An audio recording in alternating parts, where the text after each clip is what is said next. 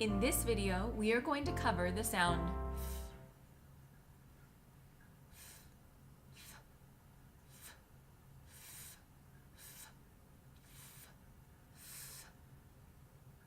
The sound is a non-voiced consonant. This means that my vocal cords are apart and I'm not creating pitch while I speak it. Hear the sound .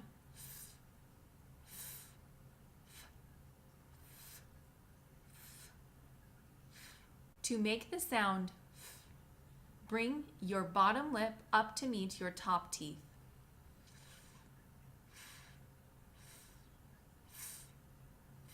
As you're speaking this phoneme, the air travels over the top of your bottom lip right at the front. Use this phrase to practice. The snow in February finally fell enough to phone the fox. The snow in February finally fell enough to phone the fox. Practice this phrase with me again.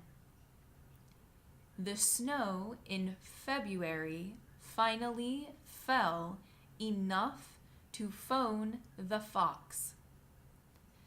The snow in February finally fell enough to phone the fox.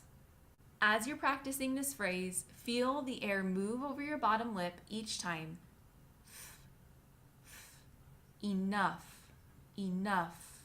Now that we've established the center of the phoneme target, let's talk about the secondary ring.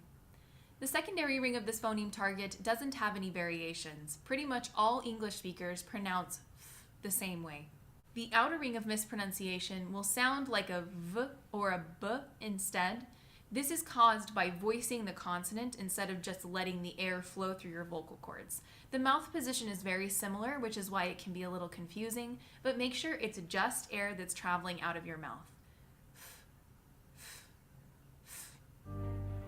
That's it for this video, and I will see you in the next.